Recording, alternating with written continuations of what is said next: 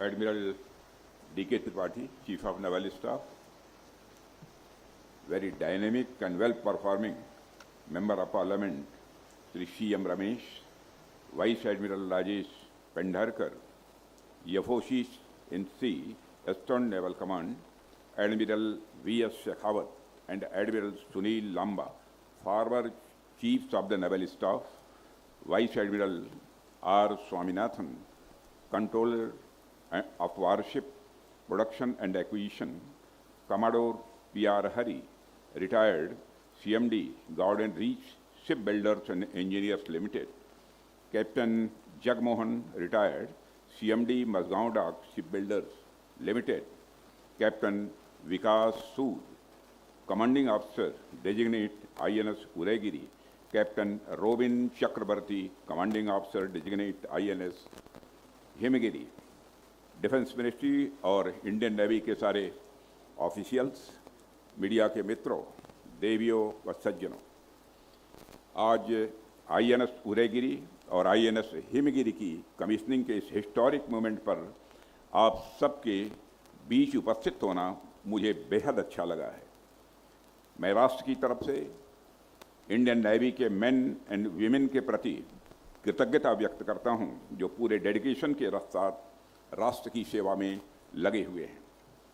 मैं Indian Navy के officers तथा सोल्जर्स को, Mazagon dock ship builders limited को, गॉर्डन रीच शिप बिल्डर्स एवं इंजीनियर्स को और सभी देशवासियों को बहुत बहुत बधाई और हार्दिक शुभकामनाएं देता हूं। आईएनएस उदयगिरी और आईएनएस हिमगिरी की कमीशनिंग आत्मनिर्भर भारत के सपने की एक साकार होती तस्वीर है।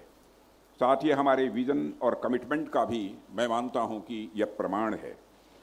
मैं इंडियन नेवी को इस अवसर पर और विशेष बधाई देता हूं। आईएनएस उदयगिरी और आईएनएस हिमगिरी के शामिल होने से हमारी नेवी की स्ट्रेंथ, उसकी रीच और उसकी रेजिलियंस में भारी बढ़ोतरी होगी, ऐसा मेरा विश्वास है। मैं पूरे विश्वास के साथ कह सकता हूं कि दोनों वारशिप्स राष्ट्र की सुरक्षा के क्षेत्र में एक मील का पत्थर साबित होंगी। साथियों, आज इस हिस्टोरिक मोमेंट पर मुझे फिर सिटी ऑफ डेस्टिनी विशाखापट्टनम आने का अवसर प्राप्त हुआ है। विशाखापट्टनम से मेरा हमेशा एक खास जुड़ाव रहा है। मेरा यहाँ कई बार आना हुआ है और हर बार लगता है यह सिर्फ एक शहर नहीं बल्कि एक इमोशन है। रेनबो की तरह इस शहर ने न जाने कितने इमोशंस को खुद के अंदर समेटा हुआ है। हमारी नेवी की स्ट्रेंथ हो, इंडस्ट्रियल डेवलपमेंट हो या कल्चरल आइडेंटिटी, विशाखापट्टनम की एक अलग ही वाइब्रेंसी है। देवियों और सज्जनों, अभी कुछ ही माह पहले योग दिवस के अवसर पर हमारे प्रधानमंत्री जी का भी आगमन यहाँ हुआ था। अंतर्राष्ट्रीय योग दिवस के कार्यक्रम में उन्होंने एक नया रिकॉर्ड बनाने के लिए यदि किसी शहर को इस देश में चुनाया तो विशाखापट्टनम को ही उन्होंने चुना था। जब भी व्यक्ति जीवन में कोई बड़ा और नया करना चाहता है तो ऐसे ही स्ट्रेटेजिक और सांस्कृतिक रूप से मजबूत स्थानों का ही चुनाव करता है। उसी तरह आज हम यहाँ सैन्य क्षेत्र में भी एक नया रिकॉर्ड कायम कर रहे हैं। आज विशाखापट्टनम में आईएनएस उदयगिरी, आईएनएस हिमगिरी की जो यात्रा शुरू हो रही है वो भारत के गौरव की यात्रा है, कोई सामान्य यात्रा नहीं है। यह कमीशनिंग सबके लिए गौरव का विषय है। साथियों, यदि मैं आईएनएस उदयगिरी और आईएनएस हिमगिरी की बात करूं तो इन वारशिप्स के नाम भी अपने आप में इंस्पिरेशन हैं। उदयगिरी जो सूर्योदय का प्रतीक है, हमें यह याद दिलाता है कि हर नई सुबह नई ऊर्जा, नई चुनौतियों और नए अवसर लेकर आती है। वहीं दूसरी तरफ हिमगिरी नाम जो हिमालय की अडिग और अचल शक्ति का प्रतीक है, यह बताता है कि समुद्र की लहरों पर भी भारतीय नौसेना हिमालय की तरह ही अडिग है।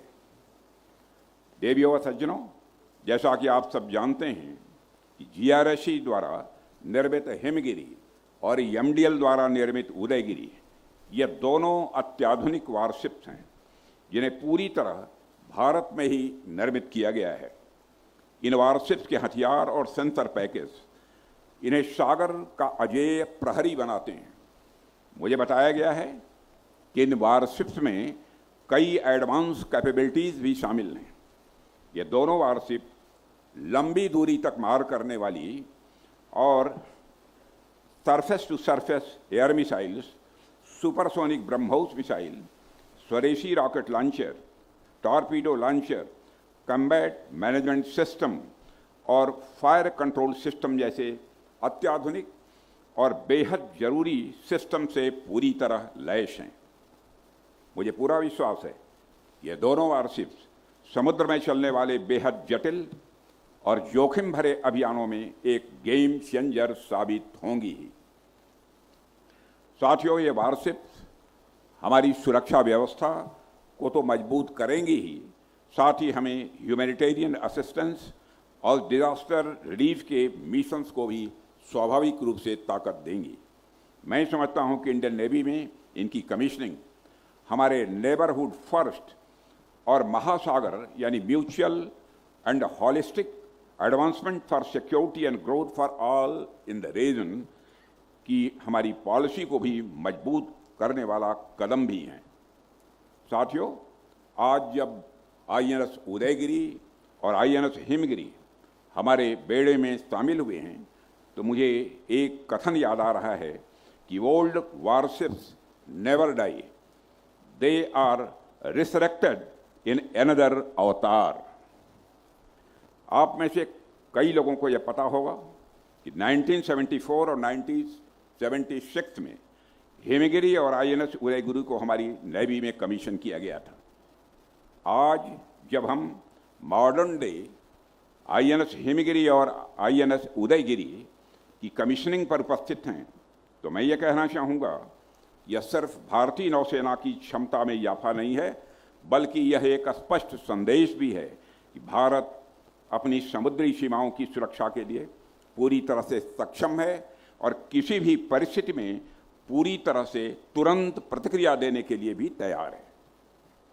साथियों, इन दोनों युद्धपोतों की कमीशनिंग से भारतीय नौसेना को ब्लू वाटर नेवी के रूप में और भी मजबूती मिली है और अब हम न केवल अपने कोस्टल एरियाज बल्कि इंडियन ओशन के दूर दराज के हिस्सों में भी, चाहे वह पायरेसी से मुकाबला हो, स्मगलिंग और इलीगल ट्रैफिकिंग के विरुद्ध कोई लड़ाई हो, समुद्री आतंकवाद पर अंकुश लगाना हो या फिर प्राकृतिक आपदा के बाद लोगों को राहत पहुंचानी हो, इन एडवांस स्टील्थ फीचर और मल्टी रोल कैपेबिलिटीज वाली हमारी यह वारशिप के साथ हर स्थिति में तेज और निर्णायक कार्रवाई ये कर सकेंगी। साथियों, भारत एक ऐसा राष्ट्र है जिसकी पहचान केवल जमीन से नहीं बल्कि समुद्र से भी जुड़ी है। हमारे पास 11,000 किलोमीटर से भी अधिक लंबी समुद्र तट है। 3 दिशाओं से समुद्र से हम घिरे हुए हैं। हमारा फ्यूचर, हमारी प्रॉस्पेरिटी, हमारी सिक्योरिटी, सारी चीज़ें हमारे समुद्र से बेहद गहराई से जुड़ी हुई हैं। इतिहास गवाह है कि प्राचीन काल से ही समुद्र ही हमारे लिए कनेक्टिविटी, ट्रेड और कल्चरल एक्सचेंज का एक सबसे बड़ा माध्यम रहा है। समुद्री जलमार्ग हमें दुनिया से जोड़ते रहे हैं और यही हमारी इकोनॉमिक प्रोग्रेस के सबसे बड़े फैक्टर्स में एक हैं। आज के दौर में इन समुद्री रास्तों को सिक्योर और स्टेबल रखने का दायित्व भारतीय नौसेना ने अपने कंधों पर उठा रखा है। हमारी नौसेना भारत की समुद्री शक्ति का सशक्त प्रतीक है। यह न केवल हमारे कोस्टल एरियाज की रक्षा करती है बल्कि इस बात को भी इंश्योर करती है कि इंडियन ओशन रीजन में भी पीस और प्रॉस्पेरिटी बनी रहे। आप सब तो इस बात का फर्स्ट हैंड एक्सपीरियंस रखते ही हैं, जो लोग अधिकांश मौजूद हैं यहाँ पर, कि भारत वैसे भी इंडियन ओशन रीजन में फर्स्ट रेस्पॉन्डर के रूप में कार्य करता है। हमारे किसी भी पड़ोसी को जब भी कोई समस्या आती है, हम सबसे पहले वहाँ पहुँचते हैं। और आप सबने देखा होगा, अभी 2 महीने पहले की बात है, कोची से लगभग 140 नॉटिकल माइल दूर किसी शिप में डिस्ट्रेस की खबर मिली थी। इस खबर के बाद हमारी नेवी तुरंत हरकत में आई और 8 चाइनीज नेशनल्स सहित 18 लोगों को रेस्क्यू किया गया। यह एक फर्स्ट रेस्पॉन्डर के रूप में भारत की इम्पोर्टेंस को दर्शाता है। साथियों, आज ये दोनों वारशिप की कमीशनिंग के अवसर पर मैं एक और बात आप लोगों से साझा करना चाहूँगा। कुछ समय पहले हमने एक और कमीशनिंग देखी थी, INS तमाल की। वह एक मल्टी रोल स्टील्थ फ्रिगेट है जिसे रूस में बनाया गया और हाल ही में कुछ समय पहले उसे भारतीय नौसेना में शामिल किया गया। INS तमाल का इंडक्शन हमारे लिए गौरव का विषय है, लेकिन इससे भी बड़े गौरव का विषय यह है कि भारत के लिए फॉरेन मेड शिप का आखिरी ऑर्डर था। जब हम डिसाइड कर चुके हैं कि फ्यूचर में इंडियन नेवी के लिए कोई भी जहाज विदेश में नहीं बनेगा, हम अपने जहाज स्वयं ही भारत में बनाएंगे। देवियों और सज्जनों, यह आत्मनिर्भरता का हमारा पक्का संकल्प है। यह डिफेंस प्रोडक्शन में सेल्फ रिलायंस की ओर हमारा ये बहुत ही डिसाइसिव स्टेप है। INS उदयगिरी और INS हिमगिरी उसी संकल्प का प्रमाण है, मैं यह मानता हूं। आप सबको जानकर यह बेहद खुशी होगी कि इंडियन नेवी ने इन वारशिप्स की कमीशनिंग के साथ ही सेंचुरी पूरी कर ली है।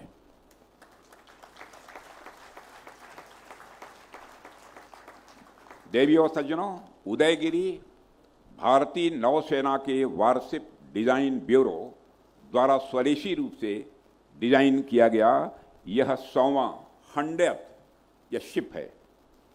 साथ ही मुझे यह जानकर भी बड़ी खुशी हुई है कि इन वारशिप्स के निर्माण में 75% से भी अधिक कंपोनेंट के सोर्स इंडियन मैन्युफैक्चरर्स और हमारी MSMEs हैं, इसके बनाने वाले।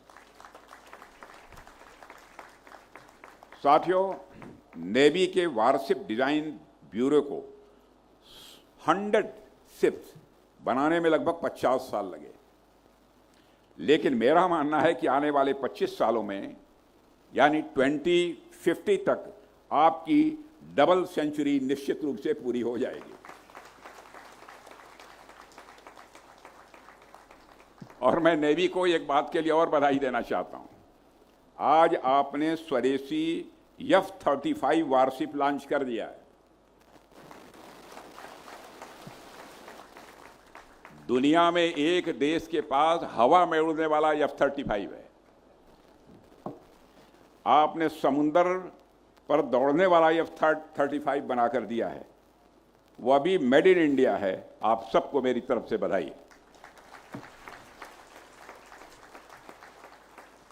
साथियों, मैं ये कहना चाहूँगा कि आज इन 2 वारशिप्स की एक साथ कमीशनिंग एक ट्रांसफॉर्मेटिव मूवमेंट का प्रतीक है और यह कमिटमेंट है, यह एक ट्रस्ट है। INS उदयगिरी और INS हिमगिरी उसी ट्रस्ट की ग्राउंड रियलिटी है। इन दोनों वारशिप्स एक सिंबल भी हैं। अब हम उन ऊंचाइयों को भी टच करेंगे जो हमने पहले कभी हासिल नहीं की थी। मुझे पूरा विश्वास है इंडियन नेवी और इंडियन डिफेंस इंडस्ट्री दोनों मिलकर इस हमारे सपने को, इस ड्रीम को पूरा करेंगे। साथियों, आज के जैसे अवसर सिर्फ हमारी ताकत का इवैल्यूएशन करने का अवसर नहीं होते हैं, बल्कि ये हमें सोचने का भी मौका देते हैं कि दुनिया कहाँ जा रही है, हम कहाँ तक पहुँचे हैं। और आज का यह कार्यक्रम हमें अवसर देता है कि हम अपने तैयारियों का आकलन करें और देखें कि बाकी दुनिया में भी क्या क्या डेवलपमेंट्स हो रहे हैं। ऐसे मौके हमें बार बार याद दिलाते हैं कि हमें सिर्फ बिल्कुल कॉम्प्लिसेंट यानी आत्ममुग्ध नहीं होना चाहिए, बल्कि खुद को लगातार अपडेट और अपग्रेड भी करते रहना चाहिए। आज के समय में यदि नेवी की भूमिका की बात की जाए तो यह और भी महत्वपूर्ण हो गई है।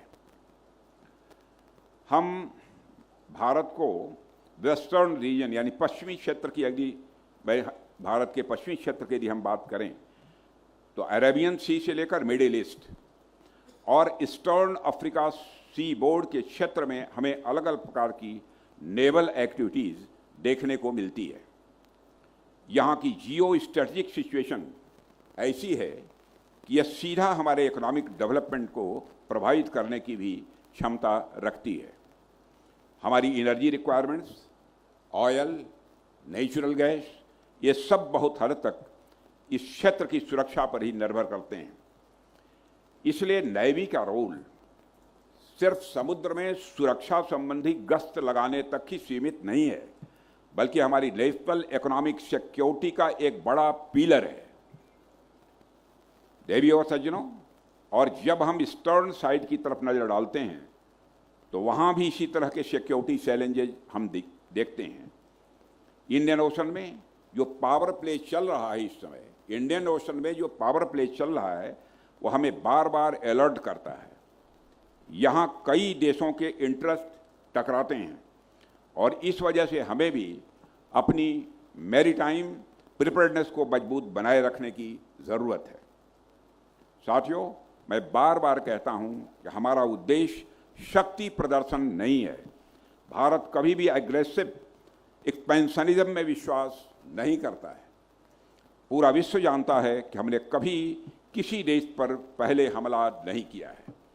पूरा विश्व भी इस बात को जानता है।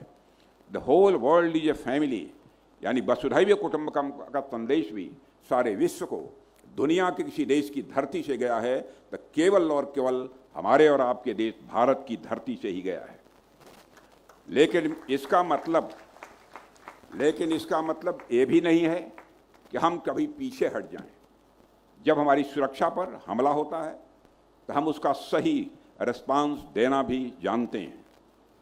साथियों, पहलगाम के उस कायराना हमले को बीते अभी बहुत दिन नहीं हुए हैं। धर्म पूछकर निर्दोष लोगों को आतंकवादियों ने मार दिया। हमारे मासूम नागरिकों पर किया गया यह हमला हमारे लिए एक चैलेंज था, लेकिन हमने बिना उत्तेजना के बहुत सोच समझकर एक इफेक्टिव और एक प्रिसाइज रेस्पॉन्स दिया। हमने ऑपरेशन सिंदूर चलाकर आतंकवादी ठिकानों को जड़ से खत्म करने का संकल्प लिया और उसको अंजाम भी दिया। और मैं कहना चाहता हूं, यह ऑपरेशन अभी समाप्त नहीं हुआ है, यह फिलहाल स्थगित है, यह केवल एक पाज है। और मैं इस सक्सेसफुल ऑपरेशन सिंदूर के लिए अपनी तीनों सर्विसेज को, तीनों सेनाओं को, इनके प्रमुखों को, सारे सैनिकों को, अधिकारियों को अपनी तरफ से हार्दिक बधाई देना चाहता हूं।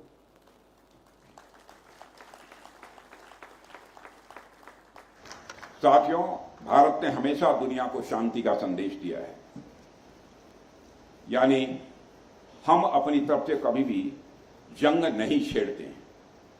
यह भारत का इतिहास बतलाता है। लेकिन हमारी राष्ट्र की शांति और सुरक्षा के लिए कोई चुनौती खड़ा करेगा तो हम उसका मुंह तोड़ जवाब भी देना जानते हैं और देते रहेंगे। देवी और सज्जनों, ऑपरेशन सिंदूर के दौरान हमारी आर्म्ड फोर्सेस ने दुनिया को दिखा दिया है कि हम जरूरत पड़ने पर किस तरह से एक्ट कर सकते हैं। वारशिप्स की क्विक डिप्लॉयमेंट को लेकर इंडियन नेवी की प्लानिंग और एग्जीक्यूशन भी उस ऑपरेशन के दौरान बहुत ही इफेक्टिव रही है। यदि नेवी को यदि अवसर मिल गया होता तब तो कुछ और भी संदेश चला गया होता। और इस बात की जानकारी उनको भी थी जिनको होनी चाहिए। देवी और सज्जनों, हमारे देश ने बार बार दिखाया है कि जब चुनौती आती है तो हम एकजुट होकर उसका सामना करते हैं और उस पर विजय प्राप्त करते हैं। और यही नेशनल यूनिटी, डिसिप्लिन, सैक्रिफाइस और डेडिकेशन हमारी असली ताकत है। आज पूरा देश प्रधानमंत्री जी के नेतृत्व में आतंकवाद के विरुद्ध एकजुट है। साथियों, आज हमारे आसपास की दुनिया बेहद तेजी से ट्रांसफॉर्म हो रही है। इस बात को ध्यान में रखते हुए भी मैं यहां आप सबसे कुछ कहना चाहूंगा। यदि मैं डिफेंस सेक्टर की बात करूं तो आज के समय वारफेयर के ट्रायोड में इतनी तेजी से बदलाव आ रहे हैं कि हर कॉन्फ्लिक्ट में कुछ ना कुछ नई टेक्नोलॉजी, नई स्ट्रेटजी, नए इक्विपमेंट देखने को मिल रहे हैं। युद्धों के इन लगातार बदलते स्वरूप से यह आवश्यक हो गया है कि हम भी न सिर्फ अपने आप को अपडेटेड रखें बल्कि उन दिशाओं में भी सोचें जो अब तक अनएक्सप्लोर्ड और अनएक्सपेक्टेड है। आज के दौर में पुरानी सोच से अब काम नहीं चलने वाला है। हमें नए थ्रेट्स को भी एंटिसिपेट करना है और नए सॉल्यूशन भी बनाते रहना है। प्रधानमंत्री जी के नेतृत्व में हमारी सरकार ने भी यही समझा है और डिफेंस सेक्टर में रिसर्च एंड डेवलपमेंट को प्रायोरिटी दी है। पहले जो हाई टेक इक्विपमेंट सिर्फ गिने चुने देशों के पास थे, अब हम खुद उसे डिजाइन और मैन्युफैक्चर भी कर रहे हैं। आज हम एक फ्यूचरिस्टिक विजन के साथ अपनी आर्म्ड फोर्सेस को मजबूती प्रदान कर रहे हैं। यह आत्मनिर्भर भारत अभियान की बड़ी अचीवमेंट्स है, ऐसा मैं मानता हूं। आज हम अपनी आत्मनिर्भरता के ध्वज के तले सिर्फ लैंड, सी और स्काई को ही नहीं बल्कि space, cyber space, economic space और सोशल स्पेस को भी प्रोटेक्ट कर रहे हैं। आत्मनिर्भरता अब केवल एक स्लोगन नहीं है, यह एक ग्राउंड रियलिटी बन रही है और इससे हमारे साइंटिस्ट, हमारे सभी सेनाओं के अफसर और उसमें और हर व्यक्ति की मेहनत है जो दिन रात इसमें लगन के साथ काम कर रहे हैं। इसी कारण आज हम यह भी देख रहे हैं, कुछ साल पहले जो नाम को मुमकिन लगता था अब वह मुमकिन हो गया है। मैं आज इस अवसर पर Mazagon Dock ship builders limited को, Garden Reach ship Builders and Engineers को विशेष बधाई देता हूं। जिस जज्बे के साथ, जिस मेहनत और लगन के साथ आप लोगों ने आईएनएस उदयगिरी और आईएनएस हिमगिरी को तैयार किया है, वह अपने आप में इनक्रेडिबल है। इसके अलावा जिस तरह से आपने इंडिजिनस डिजाइन को मैन्युफैक्चर करके यह state of the art warship तैयार किया है, वह काबिले तारीफ है। आपको और आपकी पूरी टीम को मैं अपनी तरफ से हार्दिक बधाई देता हूं। आपकी टीम ने सिर्फ एक जहाज नहीं बनाया है बल्कि इनोवेशन और सेल्फ रिलायंस की एक आपने मिसाल कायम की है। हमें इस बात पर गर्व है कि Mazagon Dock ship builders Limited और Garden Reach ship Builders and Engineers जैसे संगठन हमारे देश में हैं जो अपनी एक्सपर्टीज और डेडिकेशन से ग्लोबल स्टैंडर्ड्स को टक्कर दे रहे हैं। मैं यही चाहूंगा कि आप लोग इसी तरह से और भी प्रोजेक्ट्स हाथ में लें और आगे बढ़ें और देश के मैरीटाइम स्ट्रेंथ देने में और भी बड़ी भूमिका निभाएं। देवियों सज्जनों, मैं आप सबको मिलकर आप सबको, खासकर आईएनएस उदयगिरी और आईएनएस हिमगिरी के सभी क्रू मेंबर्स, इसके मैकेनिस्ट और नेवी के ऑफिसर्स, हमारे साइंटिस्ट, कॉन्ट्रैक्टर्स, सबको मैं बहुत बहुत बधाई देता हूं। हमारे इंजीनियर्स, टेक्नीशियंस, प्लानर्स, सबने मिलकर टीम वर्क और कमिटमेंट का एक बेहतरीन एग्जाम्पल पेश किया है। यह सब आसान नहीं होता है जिसे आपने कर दिखाया। देखने में तो ये सिर्फ वारशिप्स हैं, लेकिन उनके पीछे हजारों, बल्कि मैं कहूं कि लाखों कंपोनेंट्स लगे हैं और उनके पीछे हजारों की संख्या में वर्कर्स की मेहनत लगी है। उनमें से तो ज्यादातर लोग यहां मौजूद भी नहीं है, लेकिन इससे उनका महत्व कम नहीं हो जाता है। मैं देश की तरफ से, सरकार की तरफ से इन वारशिप्स को इस रूप में लाने तक अपना योगदान देने वाले सभी व्यक्तियों के प्रति आभार व्यक्त करता हूं और आप सभी को मैं हार्दिक बधाई देता हूं।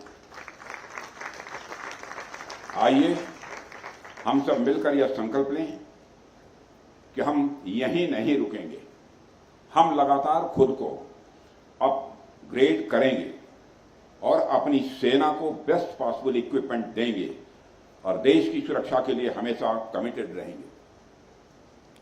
देवी और सज्जनों, जब ये दोनों वारशिप अपने मिशन पर निकलेंगी तो मेरी शुभकामना है कि वे ऑनर और प्राइड के साथ इंडियन नेवी को सर्व करें, समुद्र की लहरों के बीच इनके ऊपर हमारा तिरंगा गर्व से लहराए।